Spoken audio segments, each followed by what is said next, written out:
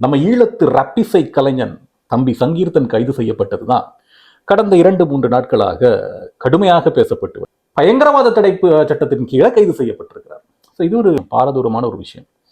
எல்லாரும் இதை பத்தி பேசிட்டு இருக்கும்போது நமது ஐயா கலை மாமணி, கலை மாமேதை, ஐன்ஸ்டைனை விட அதிக அறிவையும் மண்டைக்குள் 2 மூளைகளையும் பெற்ற நமது வடக்கு மாகாணத்தின் இளைய தளபதியின் தளபதியாக செயல்பட ஆசைப்பட்டு தமிழ்நாட்டுக்கு போய் துப்புப்பட்டு ஓடி வந்த நமது அருமை அண்ணன் அர்ச்சுனா ராமநாதன் அவர்கள் ஒரு வீடியோ விட்டிருக்காரு. அதை பத்தி தான் பேச போறோம். அதோட சேர்த்து இந்த கைது எந்த அளவுக்கு பாரதூரமானது, இது எங்க போய் விட போகுது, முழுமையா பார்க்கலாம். Welcome to Krishna 360. சங்கீதனன் என்கின்ற பாடகர் எனக்கு ஒரு விதத்துல இவர்ல ஒரு கோபம் இருக்கு. ஹிக்கோ பாடுற பாட்டு எல்லாம் ஒப்பிசை பாடுறதுக்கு எல்லாம் விடுதலை புலிகள் சாயல. அதை வடிவா ஞாபகம், இசை கலைஞன் இப்படி கணக்கு படிப்பாங்க. ஹிக்கோ பாட்டு அந்த பாட்டுக்கு அல்ல. பெரிய இசை மேதை ஏஆர் ரகுமான், இளையராஜா ஹங்கேரியில போய் சிம்பனி புடாபஸ்ட்ல சிம்பனி ஆர்கெஸ்ட்ராவை முடிச்சுட்டு அப்படியே நேரா லண்டன் ராயல் பில்ஹார்மோனிக் ஆர்கெஸ்ட்ராவுக்கு நொட்டேஷன் எழுதி கொடுத்து வந்திருக்காரு. முதல்ல கிப்காப் இல்ல, கிப்காப் இல்ல, ஹிப் ஹாப். ஹிக்கோ பாடுற பாட்டு எல்லாம் ஹாப் ஹாப், ஹிப் ஹாப். ஹிக்கோ பாடுற பாட்டு எல்லாம் ஐயா பாட்டு பாடையில ஹிப்கோ எங்களுக்கு தெரியும். நாங்களும் இங்க இருக்க டிஜேகளுக்கு, இங்க இருக்கிற நைட் கிளப்களுக்கு போனாங்க. அந்த நைட் கிளப் பாட்டுகள் இயக்கம் அந்த காலத்துல பாடு. நைட் கிளப்ல பண்ற அந்த மியூசிக்கும் ராப் இசையில பண்றதும் ஒண்ணுன்னு நினைச்சிட்டு இருக்காரு நம்ம அண்ணாத்த. முதல்ல இந்த ஹிப்ஹாப் கல்ச்சர் அப்படிங்கிறது என்னங்கிறத நம்ம புரிஞ்சுக்கணும்.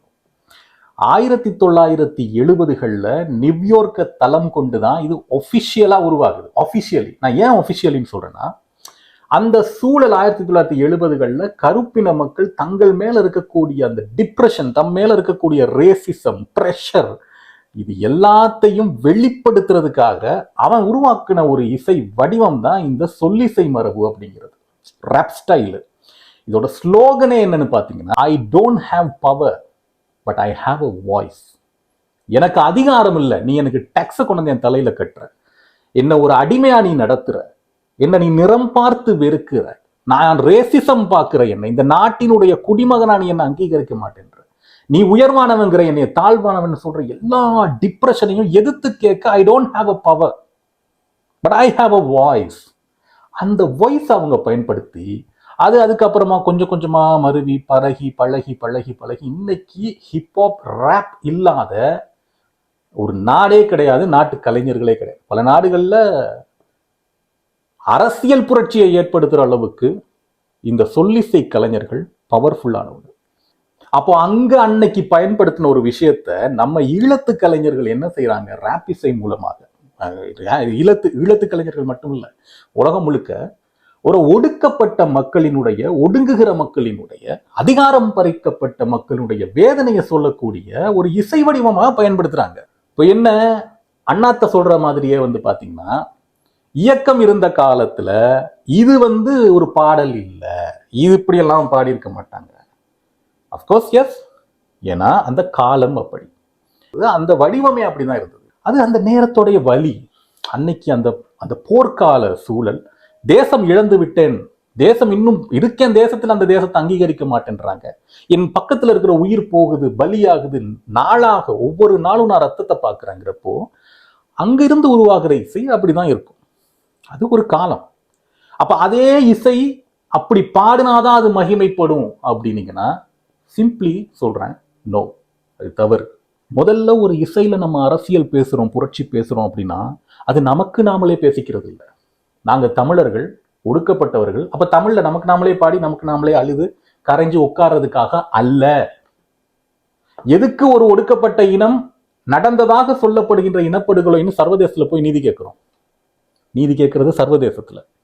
அப்ப நீதி கேட்கிற அந்த சர்வதேசத்துக்கு அவன் மொழியில எப்படி தெரியணுமோ அப்படிதான் பேசணும். அந்த மொழியில் பேசினால்தான் அவனுக்கு புரியும். அப்படிதான் ஒவ்வொரு கால ஓட்டத்திலையும். இன்னைக்கு இயக்கம் இருந்திருந்ததுன்னா இன்னைக்கு ஜென்சிக்கு என்ன பிடிச்சிருக்கு, இன்னைக்கு உலக இசையில என்ன வருதோ அதை தான் அவங்க இசையா படைச்சிருப்பாங்க. அது காலம் சம்பந்தப்பட்டது. காதல், வெறுப்பு, காமம், இந்த மாதிரியான உணர்வுகள், பழிவாங்குதல், போர்க்குணம், கோபம், ஆக்ரோஷம், இது எல்லாமே எல்லா காலத்திலையும் உணர்வு தான். அதை சொல்ற வடிவம் தான் மாறும். ஒரு காலத்துல 90கள்ல காதல பாடின மாதிரி இன்னைக்கு பாடுனா கல்ல கொண்டுதான் எரியுமா? அது ஜென்சிக்கு புரியாது.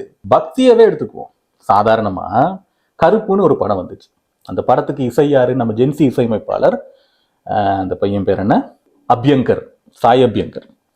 தமிழ்நாட்டில் கருப்ப சாமி அப்படி எந்திரிச்சு வர்றப்போ தியேட்டர்ல சாமி ஆடுறாங்க எல்லாரும். அந்த ஸ்பிரிச்சுவல், அந்த ஸ்பிரிட்னு சொல்லுவாங்கல்ல, சாமி நம்ம ஊர்ல ஆடுவாங்கல்ல, அப்படி அந்த ஃபீல் அப்படியே இருக்கு. இசை வடிவத்துல மாத்துறாங்க, கொண்டு வராங்க. அப்போ உணர்வு எல்லா காலத்திலையுமே இருக்கும். அப்படித்தான் தமிழில உணர்வும் அன்று அங்கு நாம் சேர்த்து வைத்த அந்த வலியும், அதை இன்னைக்கு இசையில எப்படி கொண்டு வந்து கொடுக்க முடியுமோ அப்படிதான் கொடுக்கணும். அது ஒவ்வொரு காலத்துல ஒவ்வொரு இசை புரட்சியாளர்கள் வந்தாங்க. மைக்கேல் ஜாக்சன் வந்து என்ன, இவரு சொல்ற மாதிரி நம்ம இசை மேதை அர்ச்சுனா சொல்ற மாதிரி இல்ல. பொப் மார்லி என்ன, பொப் மார்லி இறக்கும் போது எத்தனை லட்சம் பேர் அவருடைய வருமானத்துல வாழ்ந்துட்டு இருந்தாங்க. ரகே இசை. அது மாதிரி ஈழத்துல நீங்க அண்மை காலமா பாத்தீங்கன்னா இந்த புரட்சி பாடகர்கள் நிறைய பேர். சிவி லக்ஸ் அப்படின்னு சொல்லிட்டு ஒருத்தர், அவர் வந்து இன்னும் புகழ் வெளிச்சத்துக்கு வர வேண்டிய ஒருத்தர், ஏன் அப்படி வரலன்னு எனக்கு தெரியல. அற்புதமான ஒரு சொல்லிசை கலைஞர், சூப்பர் ராப் ஆர்டிஸ்ட். தென் வாகீசன். வாகீசன் எனக்கு ரொம்ப சின்னதுல இருந்தே தெரியும். வாகீசனுடைய பயணத்தை நம்ம பார்க்குறோம். இன்னும் நிறைய பேர் இருந்தாங்க. அதுல இப்போ கைது செய்யப்பட்டிருக்கக்கூடிய சங்கீர்த்தனன். இன்னொருத்தர் இருக்காரு, ஒரு தம்பி, முஜித். என்ன பொறுத்த வரைக்கும் பாடின விதம் பிழை, அவ்வளவுதான் நான் சொல்றேன். நீ என்னதான் வெட்டி போடு, ஐ டோன்ட் கேர். பாடின விதம் 100 வீதம் பிழை. நீங்க எப்படி இதெல்லாம் ரேப்லாம் பண்ணி, சிவி லக்ஸ், வாகீசன், சங்கீர்த்தனன், நீங்க எல்லாம் ரேப்லாம் பண்ணி எப்படி இந்த போராட்ட வரலாற்றை நீங்க அடுத்த கட்டத்துக்கு கொண்டு போறீங்க? எப்படி முடியும்? மாயா ரூல் பிரகாசம் இருக்காங்க இல்லையா, MIA, the world famous rapper, Oscar மேடையில எல்லாம் பெர்ஃபார்ம் பண்ண மாயா ரூல் பிரகாசம், நீங்க என்ன பண்ணிருக்கணும்? நீங்க இப்படியெல்லாம் நீங்க வந்து அறகுறையா ட்ரெஸ் போட்டுக்கிட்டு நீங்க வந்து தமிழ் மக்களுடைய வலிய ஆங்கிலவர்கள்ட்ட நீங்க கொண்டு போயிருக்க கூடாது. நீங்க அப்படி கொண்டு போக முடியாது. என்ன பண்ணணும்? பட்டு வேட்டி பட்டு சட்டை கட்டிட்டு நமக்குள்ளேயே பாடிக்கணும் அப்படின்னு நம்ம இசைஞானி அர்ச்சுனா சொல்றாரா அப்படின்னு எனக்கு ஒரு சந்தேகம் வருது. அந்த ஆக்ஷன் பாத்தீங்களா? ராப் இசை மூலமா அழ வைக்க முடியாதுன்னு எவன் சொன்னான் உனக்கு? எவன் சொன்னான்? வேடன்னு ஒரு ஆர்டிஸ்ட் இருக்கான் தெரியுமா, கேரளால. நம்ம ஈழத்து தாய்க்கு பிறந்தவர் தான், அண்மை காலமா பெரிய பரபரப்பு. அவனை மாதிரி ஒரு புரட்சி சிங்கர் வந்து கேரள வரலாற்றுல, இந்திய வரலாற்றிலே பார்க்க முடியாது. அப்படி ஒரு இண்டிபெண்டன்ட் ஆர்டிஸ்ட். என்ன காரணம்னா, புரட்சி பாடகர்கள்னு சொல்றவங்க எல்லாருமே ஒரு வட்டத்துக்குள்ளேயே அடங்கி போயிட்டாங்க நீண்ட காலமா. இண்டிபெண்டன்ட் ஆர்டிஸ்ட் எல்லாம், அரசியலை பேசுறவங்க எல்லாம் இந்திய வரலாற்றை பொறுத்த வரைக்கும் திரை இசை கலைஞர்களை தான் மேல கொண்டு வந்தாங்க. திரை இசையில பெரிய புரட்சி எல்லாம் பண்ண முடியாது. புரட்சி பண்ணா போட்டுருவானுங்க, இல்ல காணாம பண்ணிடுவாங்க. ஆனா வேடன் அது எல்லாத்தையும் உடைச்சான். இந்துத்துவாவை எதிர்த்தான், இந்துத்துவ தீவிரவாதத்தை எதிர்த்தான், பாசிசத்தை எதிர்த்தான், தன்னுடைய உணவை பத்தி பேசினான். அப்ப ஹிப்ஹாப் ராப்புங்கிறது அதுதான். ராப் இசை அப்படிங்கிறது தன்னுடைய வலி, தன்னுடைய வேதனை வெளியே சொல்ல முடியலங்கிற அந்த வேதனையை வெளிப்படுத்துறது, வார்த்தைகளால தன்னுடைய புரட்சியை கொண்டு போய் சேர்க்கிறது. அது வந்து சோகம் இல்லாம போகும்னு சொல்லி யாரு சொன்னது உங்களுக்கு? இதுதான் இந்த ஒரு கொடூர நெரோ மைண்ட் செட்டு தான் ஈழத்து கலையை இன்னைக்கு வரைக்கும் வளர விட மாட்டேங்குது. ஈழத்து சினிமான்னு சொல்றாங்கல்ல, யாழ்ப்பாணத்துக்கு ஒரு சினிமா இருக்கு, மட்டக்களப்புக்கு ஒரு சினிமா இருக்கு, திருகோணமலையில சில சினிமா இருக்கு, அங்க ஹட்டன், கொழும்பு, மலையகம், நுவர்லியால் எடுக்கிறவங்களுக்கு தனித்தனி சினிமா இருக்கு. இந்த லட்சணத்துல இந்திய கலைஞர்களுக்கு கொடுக்கிற முக்கியத்துவத்தை, இந்திய சினிமாவுக்கு கொடுக்கிற முக்கியத்துவத்தை எங்களுக்கு தரவே மாட்டேன்றாங்க. அந்த இது, அந்த விஜய் படத்தை வந்து ஒரு விஜய் படமாவே போட மாட்டேன்றாங்க, வேணா போன படம் போடுறாங்க, இந்த மாதிரி கரைகிறானுங்க. யார்? இந்த ஈழத்து கலைஞர்கள். முதல்ல நீங்க ஒத்துமைப்படணும், எல்லா கலைகளும் புதுப்பிக்கப்படணும், ஒட்டுமொத்த நாட்டுக்கும் ஒரு தனி கலை, ஒரு தனி இண்டஸ்ட்ரியை உருவாக்கணும், எல்லா பிரதேசங்கள்ல இருந்து வர்ற அந்த கலையை ஒருமுகப்படுத்தி அதை ரசிக்க தெரியணும், வரைமுறைகளை உடைக்கணும், உடைச்சி அந்த வலியையும் வேதனையும் இன்னும் பல ஆண்டுகளுக்கு தக்க வைக்கிற மாதிரி இளைஞர்கள் கிட்ட புகுத்தணும். அதை செய்யாம இசையில பெரிய மாஸ்ட்ரோ கருத்து தெரிவிக்கிறாரு. கருத்து கடந்த ஒரு காணொலியிலையும் வந்து கிளிநொச்சி அப்படின்னா இவருக்கு வந்து எரியும் இல்ல, அடி மனசு பத்திக்கிட்டு எரியும் இல்ல, இவரை தவிர மற்ற எல்லா இனங்களும் எரியும்ல. அப்ப இந்த பாடகர் வந்து கிளிநொச்சி மண்ணில் சேர்ந்த பாடகர். அப்ப அந்த கிளிநொச்சி மீது அந்த ஏற்கனவே நாயின்னு பேசின அந்த வக்ர புத்தி இருக்குல்ல, அதை இங்க குறைக்கணும்ல. எப்படி குறைச்சிருக்கான் பாருங்க.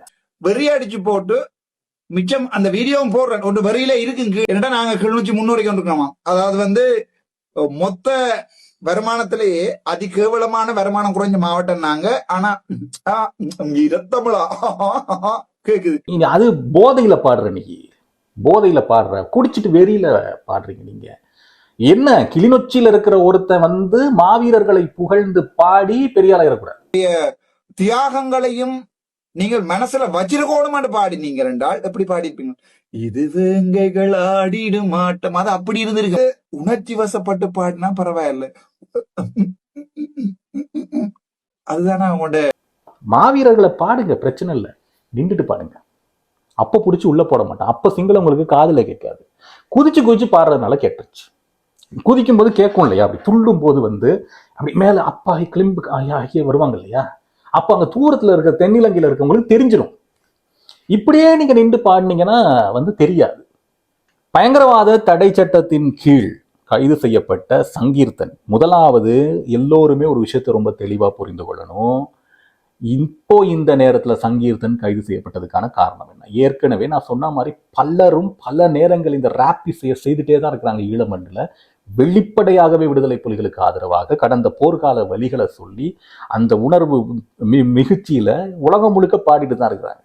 இப்போ சங்கீர்த்தன் கைது செய்யப்பட்டதுக்கான பேசிக் ஃபண்டமெண்டல் ரீசன் ஒன்னே ஒண்ணுதான். அரசாங்கம் மிகப்பெரிய நெருக்கடியில் இருக்கு. தென்னிலங்கையில மிகப்பெரிய ஒரு பிரச்சாரம் செய்யப்படுது. இப்போ இருக்கக்கூடிய இந்த அனுர அரசு புலிகளினுடைய டயஸ்போராவினால் உருவாக்கப்பட்ட அரசு. தென் சுரேஷ் சலே போன்றவர்களுடைய கைதையும் அவங்க அதே நரேட்டிவ்ல தான் செட் பண்றாங்க. சரி, இப்ப அடுத்து இப்ப சுரேஷ் சலே மீதான இறுக்கம், கோட்டபாயவினுடைய பயணத்தடை, அடுத்து நடக்கக்கூடிய விஷயங்கள்லாம் பாத்தீங்கன்னா, ஒரு காலத்துல இலங்கையினுடைய சிங்கள மக்களின் பாதுகாவலர்களாக கருதப்படப்பட்ட பல பேர் இப்போ கைதாகிறதுக்கான சூழல் உருவாகும் போது தென்னிலங்கை என்ன செய்யுது அப்படின்னா, இந்த அரசுக்கு எதிரானவர்கள் ஒரு பயங்கர நெரட்டிவை இப்படி செட் பண்ணும்போது இலங்கை அரசாங்கத்துக்கும் ஒரு நெருக்கடி வருது. எதையாவது நியூஸ் ஆக்கணும். அதுக்கு சங்கீர்த்தன் பலியாகிட்டாரு, அவ்வளவுதான், வேற ஒண்ணுமே இல்லை. இன்னமும் இலங்கையில பயங்கரவாத தடை சட்டம் அமுலில் இருக்கிறது. அதுக்கு வந்து எந்த பாகுபாடும் கிடையாது. லேசா பாடுற ஒருத்தரை வந்து புலிகளை மீள கட்டமைப்பு முயற்சி செய்கிறார்ங்கிற ஒரு குற்றச்சாட்டுல நம்ம கைது செய்வோங்கிறத ஒரு செய்தியாக்குது இலங்கை அரசு. ஏன்னா நாளை கோட்டபாய ராஜபக்சேவோ அல்லது ராஜபக்சே குடும்பத்தை சேர்ந்த யாரோ இப்போ இந்த சுரேஷ் சலையனுடைய இந்த விஷயங்களுக்கு எல்லாம் அப்பால் பட்டு கைது செய்யப்பட்டால், பௌத்த பிக்குகள் யாராவது கைது செய்யப்பட்டால், அன்னைக்கு யாரும் கேள்வி எழுப்பக்கூடாதுங்கிறதுக்காக பலிக்கடா ஆக்கப்பட்டவர் தான் சங்கீர்த்தன். இதை வந்து நாங்க பேசணும். இதுதான் மிக முக்கியமானது. மற்றபடி சங்கீர்த்தன் தவறு செய்துட்டாரு, வாகீசன் உலகம் முழுக்க போய் வந்து தவறு செய்யறாரு, அவர் வந்து ஈழத்தை பயன்படுத்துறாரு, நோ, நெவர். நீங்க நினைச்சாலும் அதை தடுக்க முடியாது. வலிய ஒரு கவிதையா கொடுக்கறது, ஒரு புத்தகமா கொடுக்கறது, ஒரு படமாக்குறது, எல்லாத்தோடைய இன்னொரு வடிவம் தான் இசையா கொடுக்கறது. அதை தான் MIA மாயா அருள் பிரகாசம் உலகம் முழுக்க செஞ்சுட்டு இருக்கிறாங்க. வாகீசன் போன்றவர்கள்லாம் ஒரு குறிப்பிடத்தக்க அளவு பண்ணிட்டு இருக்காங்க. நான் சொன்ன மாதிரி CV லக்ஸ் மாதிரியானவங்க எல்லாம் வந்து முயற்சி பண்றாங்க. முஜித் மாதிரியானவங்க வந்து இன்னும் ஆக்ரோஷமா வெளியில வர முயற்சி பண்றாங்க. அதுதான் நடந்துட்டு இருக்கு. ஆக சங்கீர்த்தன் இதுல பலிக்கடா ஆக்கப்பட்டிருக்கிறார். சங்கீர்த்தனுக்கு முழுமையான ஆதரவை எல்லோரும் கொடுக்க வேண்டும். அவர் வெளியே வர வேண்டும்ங்கிறதுல எந்த சந்தேகமும் கிடையாது. இந்த மாதிரியான அடக்குமுறை ஒடுக்குமுறைகள் எல்லாம் அவ்வப்போது வரும், கத்தும் கதரும், காணாம போயிடும். ஒருபோதும் ஒரு கலை, ஒரு விடுதலை உணர்வை கலையாக மாற்றும் போது, ஒரு படைப்பாக சொல்வது அப்படிங்கிறது வரலாற்றில் எங்கேயுமே அது நின்றதில்லை, இனியும் நிற்கப் போவதில்லை.